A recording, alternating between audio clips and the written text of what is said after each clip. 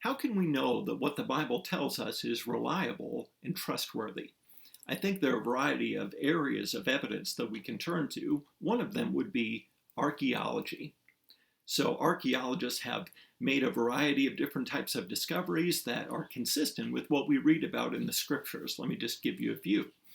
And so what about the Hittites, a people talked about in the Old Testament?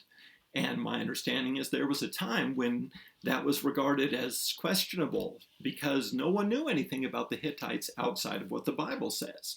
And so people might have thought, well, maybe this was just made up. Maybe there never were these people, the Hittites, until archaeologists began to discover artifacts and they found, oh, sure enough, there was this people, the Hittites, and they had a civilization that lasted for centuries. What about Pontius Pilate? People might have wondered, was this really a real individual after all? Maybe he was just made up, something like that, until the Pilate stone was discovered that, sure enough, was this individual, Pontius Pilate, prefect of Judea. The Tel Dan inscription that speaks about the house of David, referring to David and his descendants in the Old Testament. The pool of Bethesda, described by John, with 5 covered colonnades. I understand that archaeologists have now found a pool that seems to be this pool that John describes.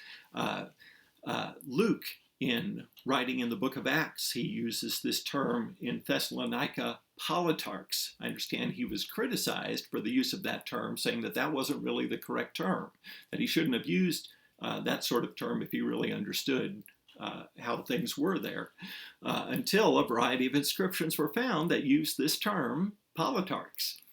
And so this is a recurrent theme that we see where initially something the scriptures talk about is questioned, and then archaeological findings come along and show us, oh yes, I guess that was correct after all.